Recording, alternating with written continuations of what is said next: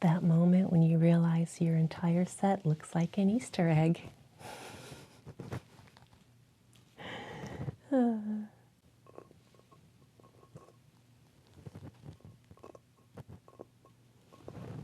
Hello, welcome back. I'm so glad you could join me once again. In this video, I'm going to share with you my collection of seashells. Now, this collection was actually started by my grandmother. Excuse me, these sleeves are too tight. I'm going to get them out of the way. Sorry.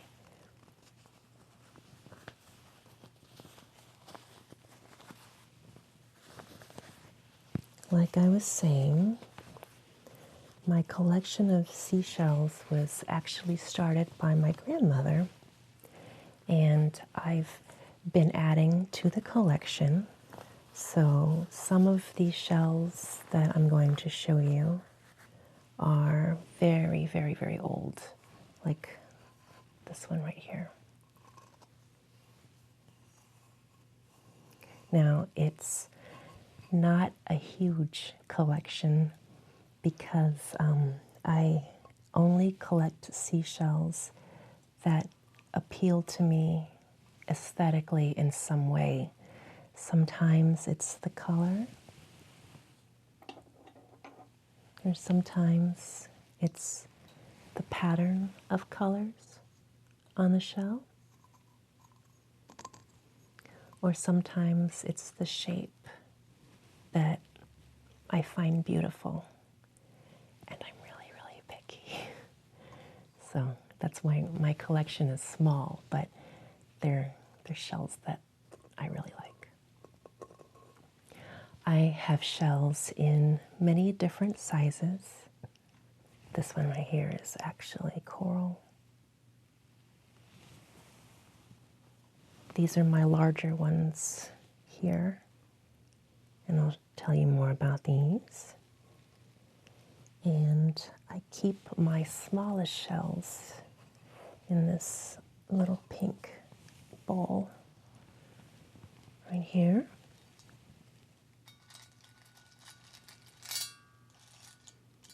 There's little pieces of sea glass in there as well. Oh, dusty.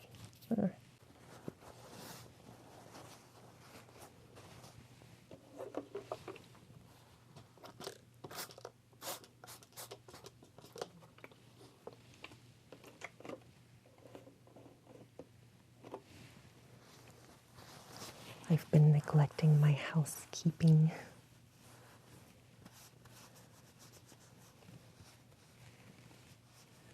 We'll get this dish polished up nice.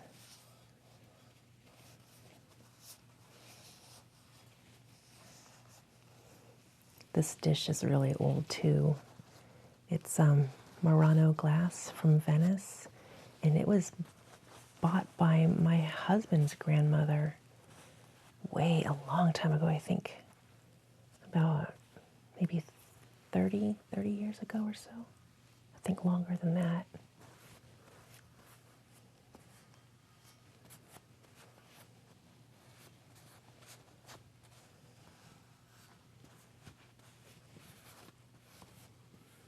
There we go. Oh my goodness, look at that. So here are the smaller shells.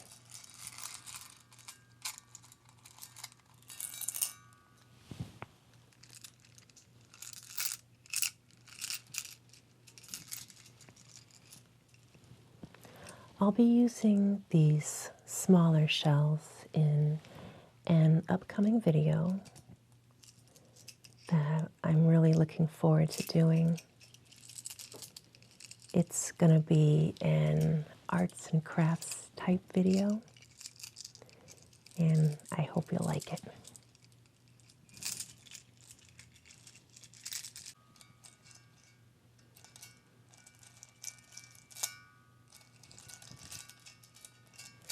The majority of my shells are medium-sized, and I keep them here in a giant brandy snifter. Why? I don't have an answer for you. I don't know how I got a giant brandy snifter or why I have it. It's not like I'm a 1970s portrait photographer.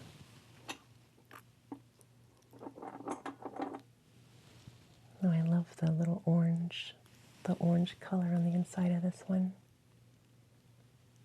And we'll look at some of these more close up later.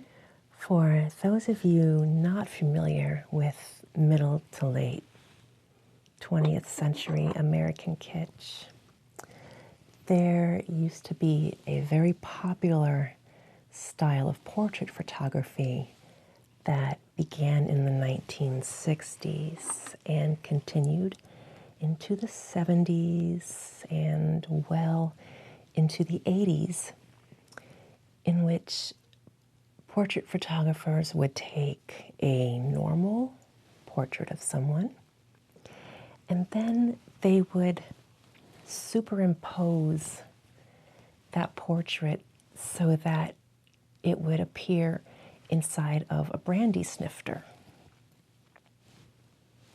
Why this was done? Because anything in a brandy snifter is super classy. This one right here is my largest shell. And this one is a queen conch. If you hold it up to your ear, you can hear the ocean.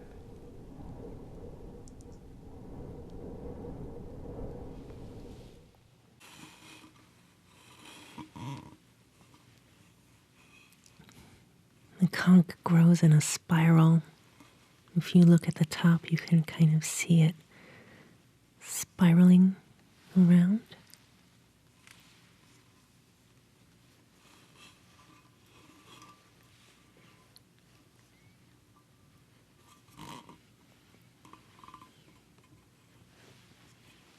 This was somebody's house. I find that fascinating. I really love this queen conch because the color on the inside is such a delicate, soft pink.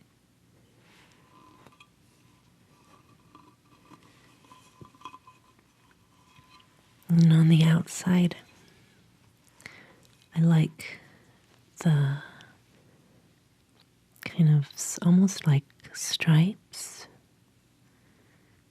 in that, like a light tan stripe color.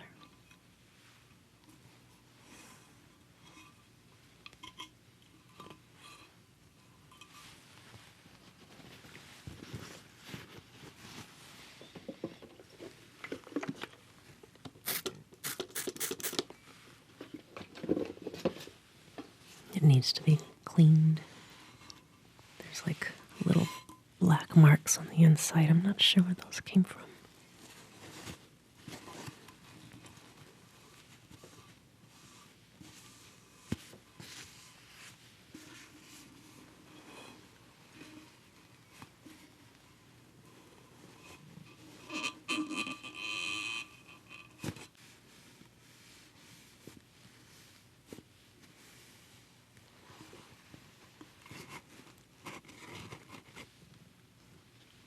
Sometimes it's hard to get dust out of where this lip on the shell curls up.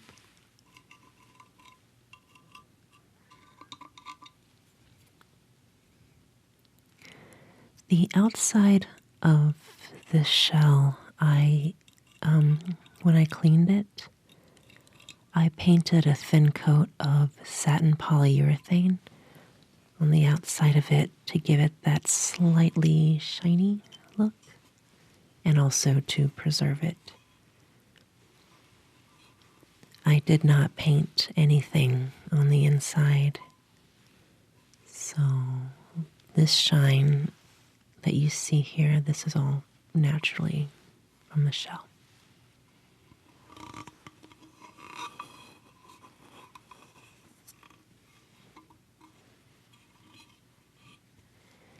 I remember watching TV when I was a kid, watching Hawaii Five-0 and or other shows, that took place in some tropical place. And you would see people communicating by blowing into a conch shell. And I have no idea how they do that. If that can even be done, or if it's just a TV myth. This one, I believe, is a Murex. And in ancient Phoenician and ancient Roman times, the Murex was a very important shell because it was the only source for making purple dye. It took a lot of these shells, actually not the shell, it was the snail that lived inside of it. And this type of sea snail excretes an enzyme that when you process it, that's how you get that dye, which in ancient Roman times, they called that dye Tyrian purple. And it took many, many, many of these creatures and lots of human labor to process that color. So back in those days, only the very, very wealthy or people who were really, really important, they were the only people who were allowed to wear the color purple because of sumptuary laws. And well, really, they were the only people who could afford it. This is so different. It also grows in a spiral. You can tell by the spiral pattern of growth that it radiates out from the shell. So if we were to cut this shell and look at a cross section, you'd see like a spiraled chamber inside of it.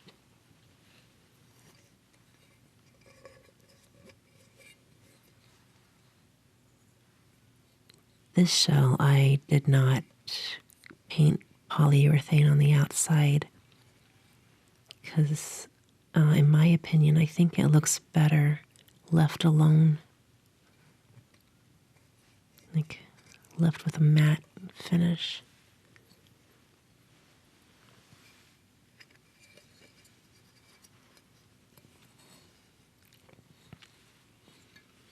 These parts inside here are really hard to clean though, because it's kind of hard to get our cloth through there.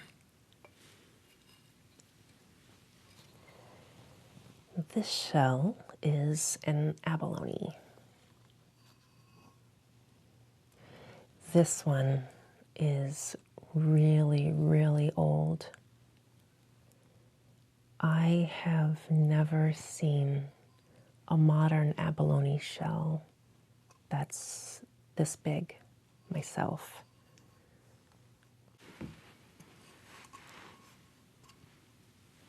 I love these vent holes here. We've got 1, 2, 3, 4, 5.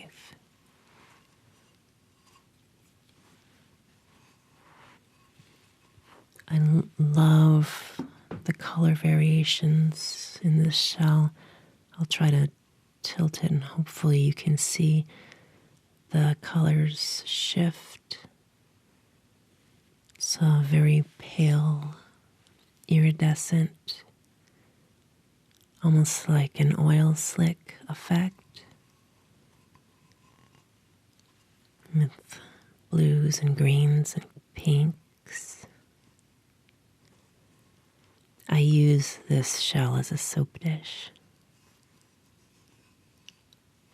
And I just now realized that these vent holes continue all the way up to the top. They're just not all the way open. But there's one there. And there. And there and there. And there.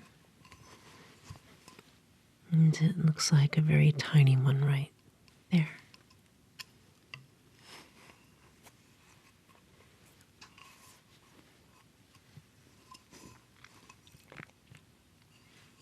And even in the abalone shells, there's still somewhat of a spiral growth pattern. You can see it radiating out like that.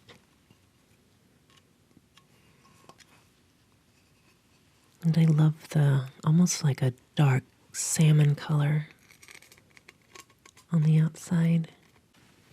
Let's give that a little bit of a polish.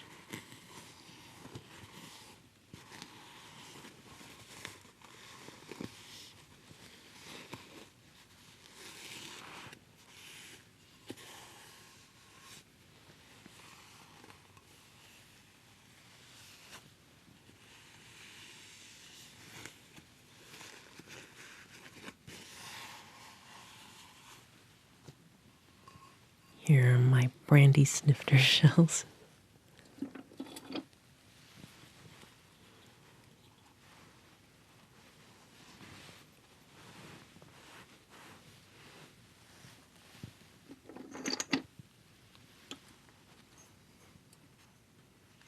This one almost looks sort of like a nautilus.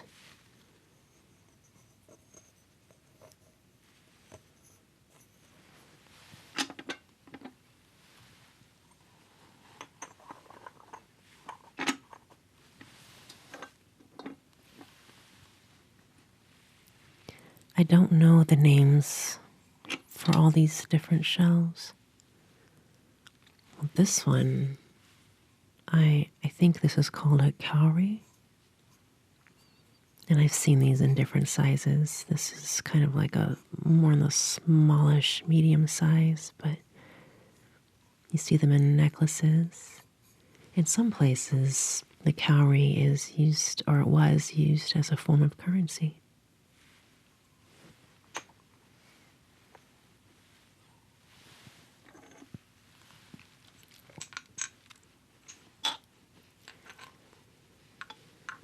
You can definitely see the spiral pattern in this one.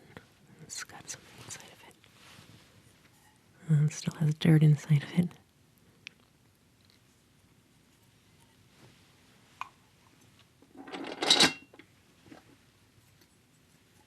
These smaller ones I treated with the polyurethane on the outside. Oh, I love this one. It's like a cone. Also in a spiral growth pattern.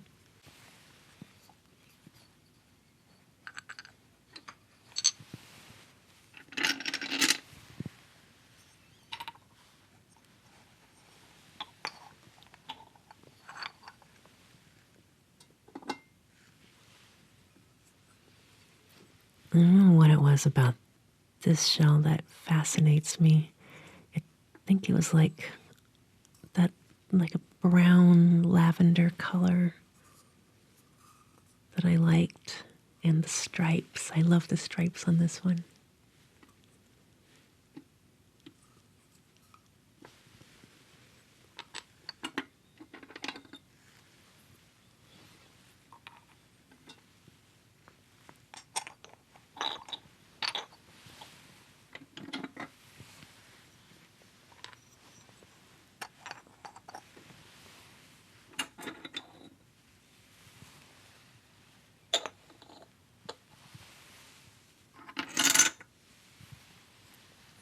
Here's another cowrie.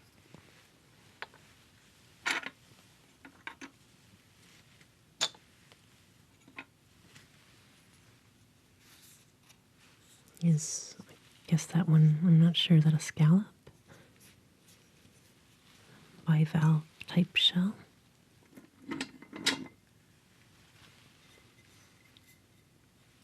This one, I think, is also a form of Murex.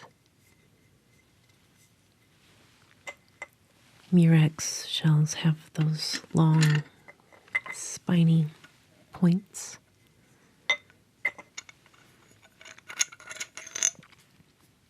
I love these little guys, these little cute unicorn horn type shells. This one still has sand in it. Some clam shells.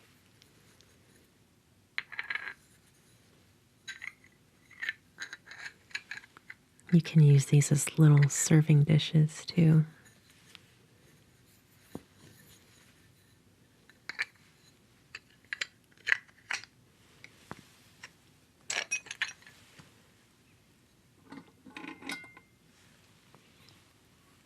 This one is, I don't know, the reason why I liked this one was just the way it grew. It's almost like a ram's horn or a trumpet shape. Oh, check this out. It's not a shell, it is a little wooden acorn. I don't know where that little guy came from.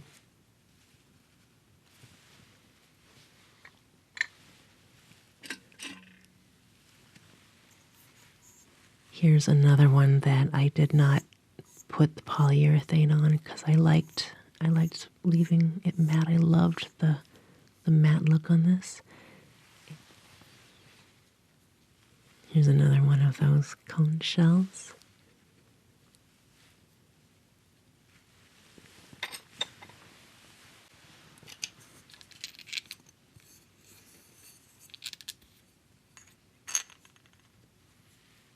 Another one of those little tiny, long, like horns, almost. This really should go into my pile of the little shells. Put that over there. This one here this is actually a sea urchin. It's empty on the inside.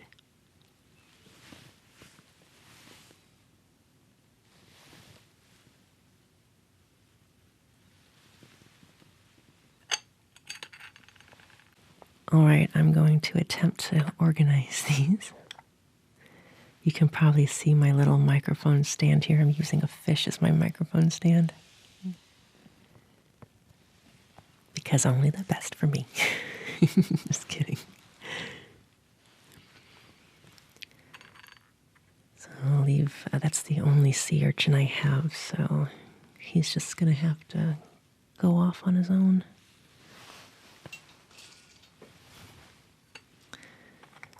Let's see. These are easy. We'll just stack these up.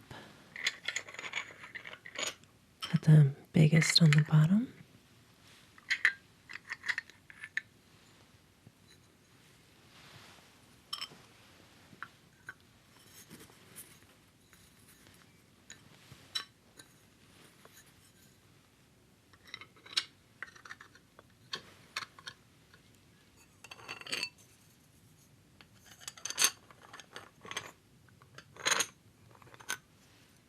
This is kind of different, this shape here.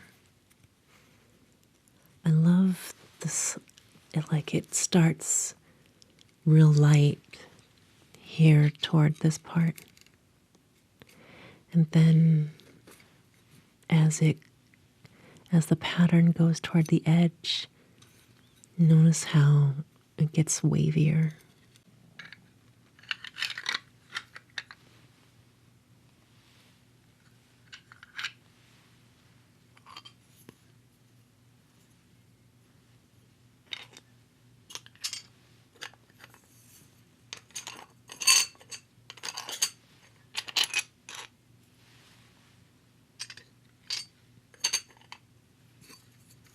this one's kind of flat, so I'll just kind of maybe just put it off to the side because it's also really, really thin.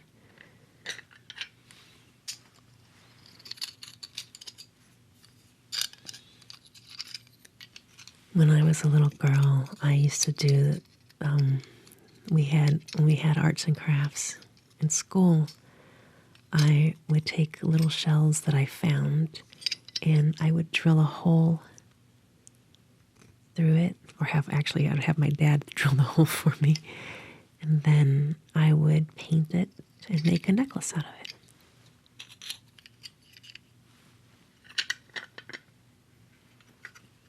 I don't think I ever outgrew that urge to make necklaces out of shells.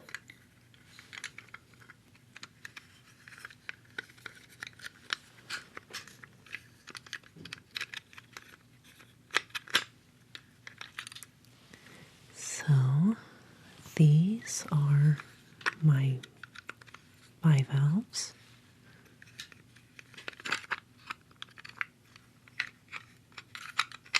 Just put those in a pile right there.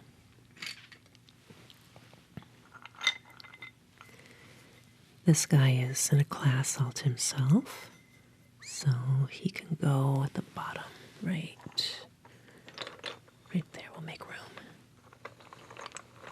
Just gently move these guys out of the way. And there we go. And look at all the dirt that just came out of this. It's like coffee grounds. I hope this isn't going to be too loud for you. I'm going to give it a little bit of a whack to see if I can clear it.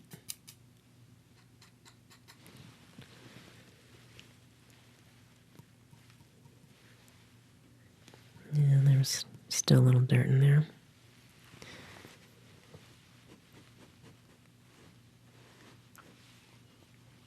Okay, so I wish I knew what these were called. Is it? I have more of these here. Okay, so these guys are just going to go together right over here. Acorn, you go somewhere else. My unicorn horn. Also, it grows in a spiral.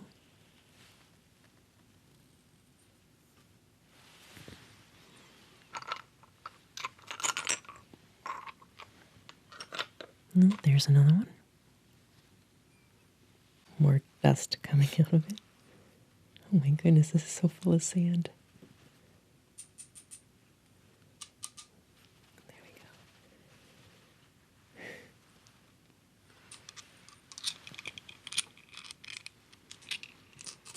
Let's see, I'll put these right there.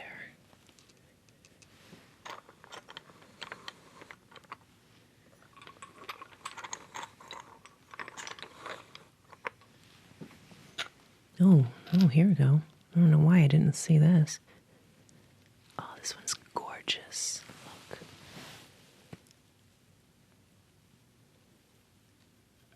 Another wooden acorn. I don't know where those came from.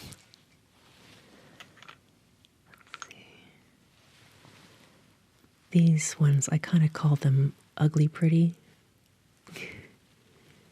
Because they're real gnarly and knobby, but like the inside of them has such a gorgeous, shiny mother of pearl type of iridescence.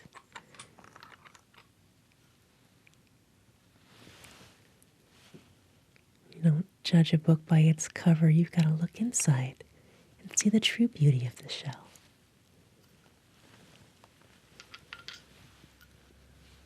So I know I've got some more of these. Let's see.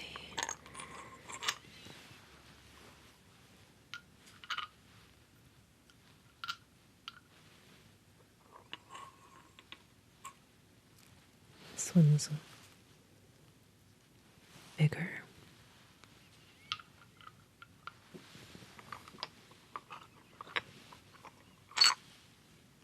And no, here's another one. Oh, wow. wow, this is bigger still.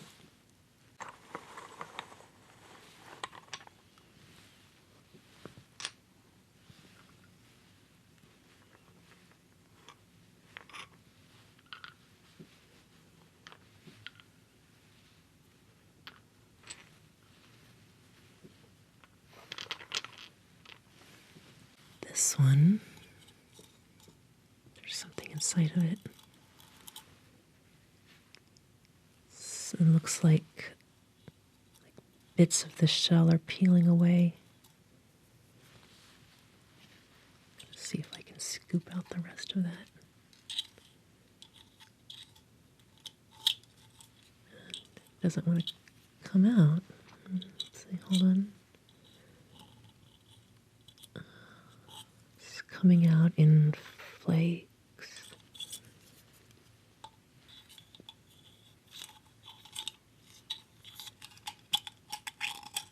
Oh, there we go. I just knocked loose a bunch of dirt. No, that's not the same. This is the no.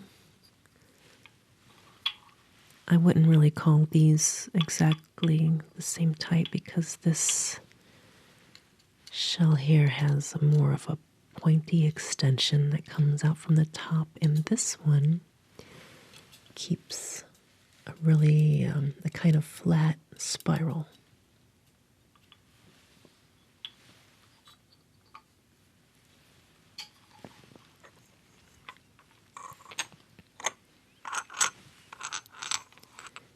Oh wait, no, here we go.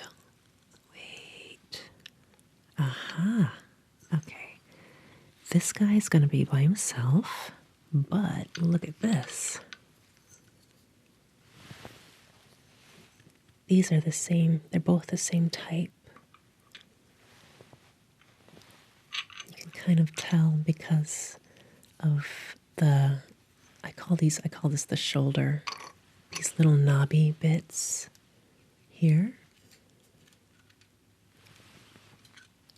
that go around the outside and how it kind of comes out a little bit at the top here. And, oh, I just put that other one down. Where did I put it? Oh, there we go. And also, here's another detail I noticed. If you look on the inside, let me grab my chopstick, you can kind of see how there's like a spiral, like a spiral groove on the same point on each of these shells. Like a little growth pattern there I find interesting. So these guys will go together.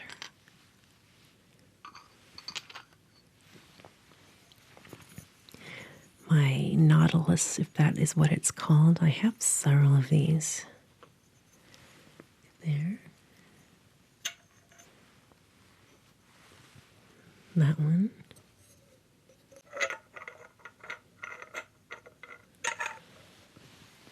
And these will go here.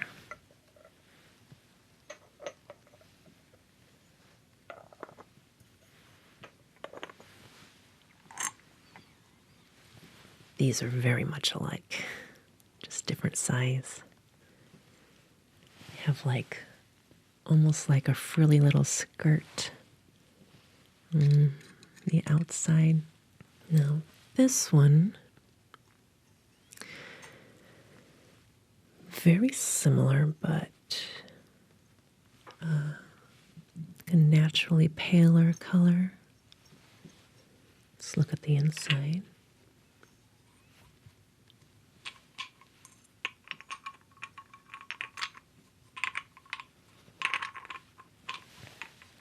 And there are those.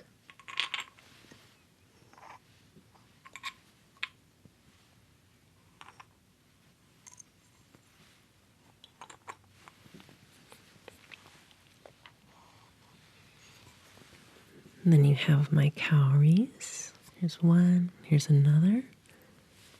I don't see another cowrie here.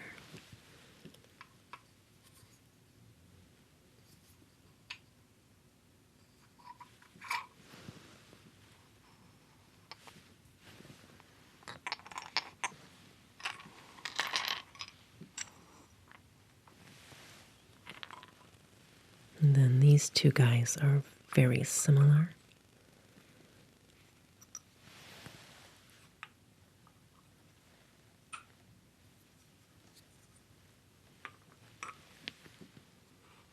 There we go. And then we have these. I have lots of these in little tiny miniature ones too. And what I love about them, I love the spots. There's almost like two openings in these types. The big opening, and then this little tiny part there.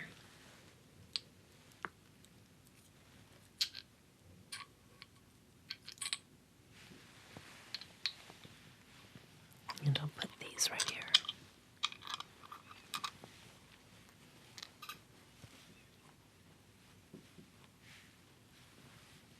Okay.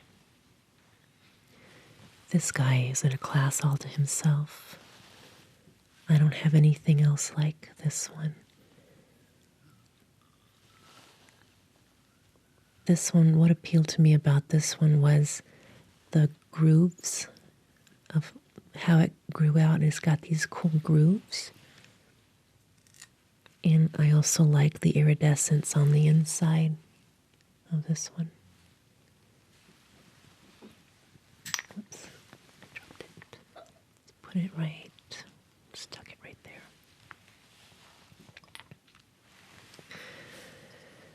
So now we have these types.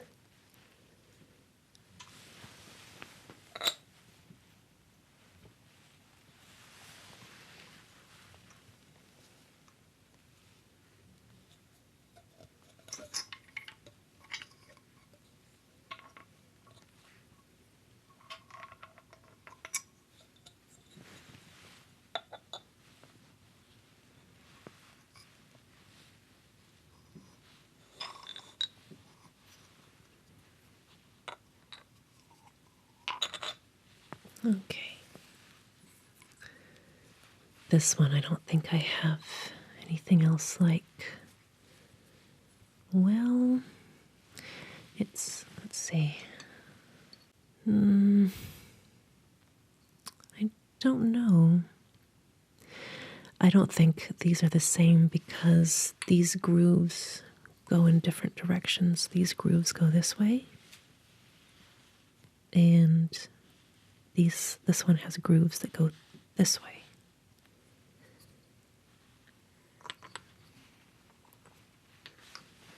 So this one's just going to have to go off on its own. And then this one,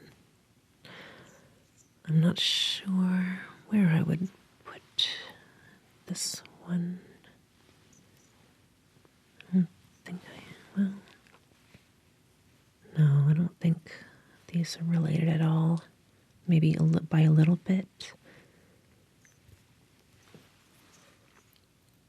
But this one, it's just like the pattern is so satisfying to watch because it's how the spiral grows. It's like each growth ring, it's almost like a mathematical formula how it gradually gets a little bit bigger at the exact same ratio, depending on how far into the growth this one is.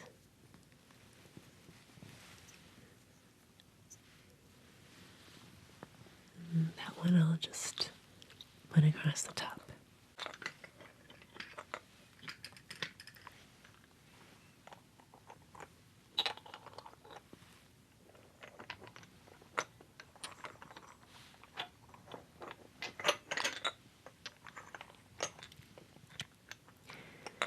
Another thing I really like about seashells is I love the sound they make when they click together really gently.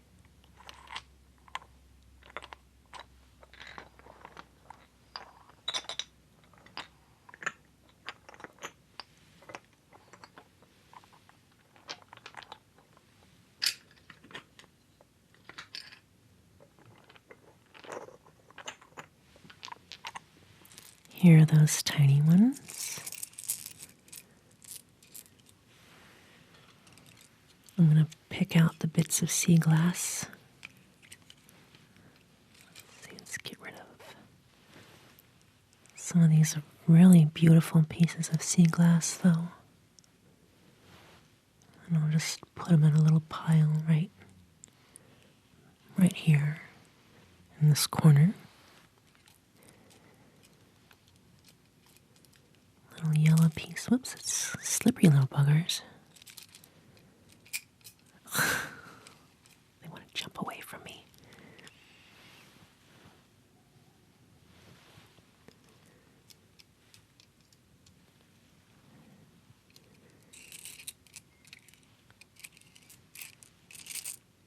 There's another little piece of sea glass here.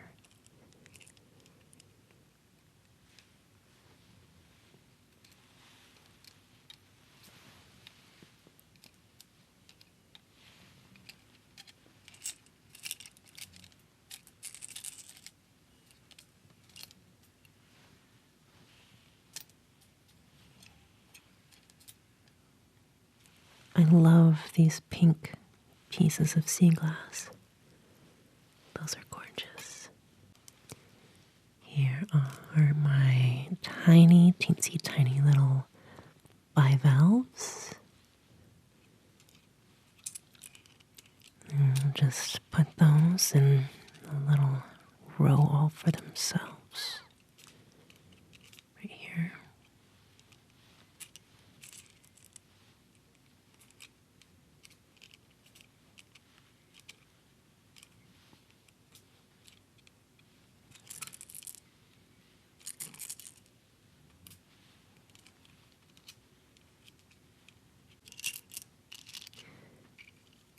And then what we have left back here, I have a lot of these little spotted type shells here.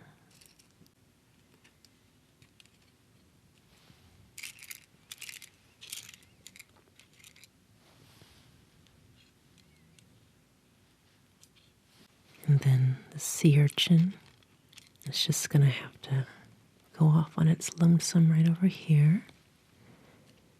And here's another little horn-looking shell. And that's the only tiny one I have of that one, so I'm just going to put it right here. And these guys, they're tiny, but they're fascinating because I like the almost zebra-like stripes.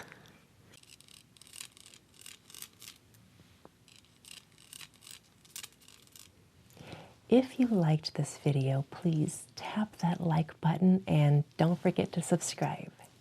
Good night.